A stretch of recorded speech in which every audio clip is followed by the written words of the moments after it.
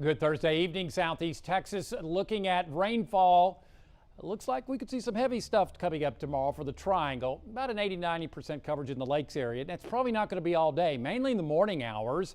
Then we'll go with a 60% coverage coming up on Saturday. Sunday, that goes to a 30% coverage. And with high pressure building over the region, looks like fairly low rain chances at this time as afternoon high temperatures heat up.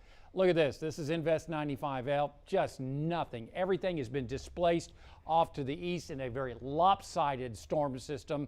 And again, this is running out of room and time to become a tropical depression. Regardless, it looks like that will happen coming up tonight, that it moves ashore. Regardless, the plane went out today and they just did not find much. They found stronger winds in that area of rain, that band of rain to the east, than they did over to where that low was supposedly located. As we take a look at the forecast, modeling takes us to the north, maybe to the north and east. That puts us on the wet side. We do think that things will ramp up overnight in southeast Texas in the coastal waters, and that'll spread onshore as we go through the morning hours. It's going to be a wet morning across southeast Texas as tropical moisture really increases across the area. We have plentiful moisture over us now, but this is only going to increase as we go through tomorrow morning across southeast Texas. And that could lead to some localized heavy rainfall across the area.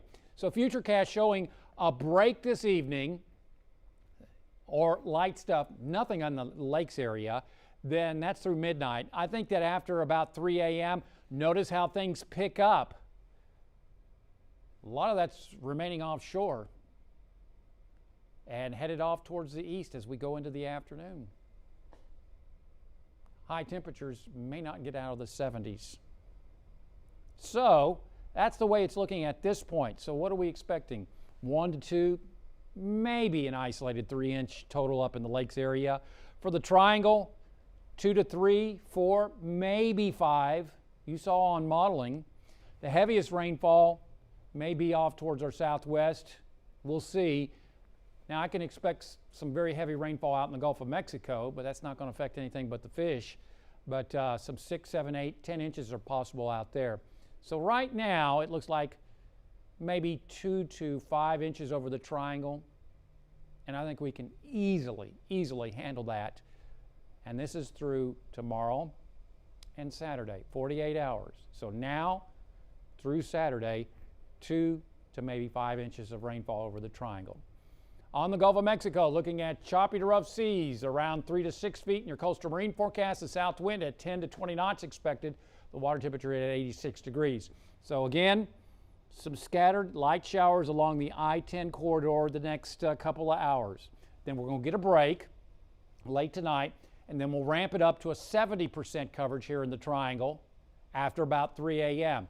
Lakes area, just a 20% coverage. But again, after about 3 a.m., heavy rainfall will be possible. No watches, no warnings are currently in effect across the area. Then for Friday, we'll go with 100% coverage in the morning for the Triangle, 80% coverage in the lakes. I have my doubts that you see that much in the lakes area with some of the latest modeling that we're seeing.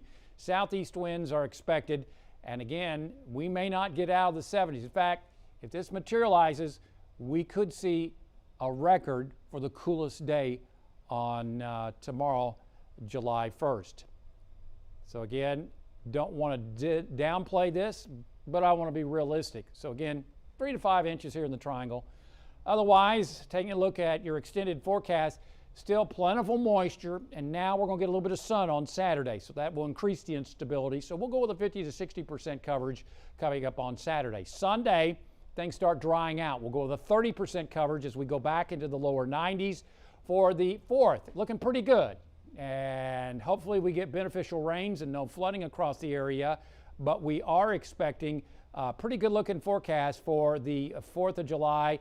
The firecracker forecast looks dry at this time. Now, as we take a look at Tuesday, Wednesday, Thursday, that time frame, looking at about a 20% coverage, lows in the mid-70s, highs warming up and climbing into the mid-90s as high pressure builds on in. Then that high will be breaking down over our area and taking a trip over towards Colorado. So as that happens, we may get some disturbances rotating around from the north, and that means some scattered showers and storms a week from this weekend. So again, we will probably have to adjust those numbers, but that's the way it's looking at this point. Download our app. Follow us on Facebook and Twitter, and as always, there's more weather at 12newsnow.com.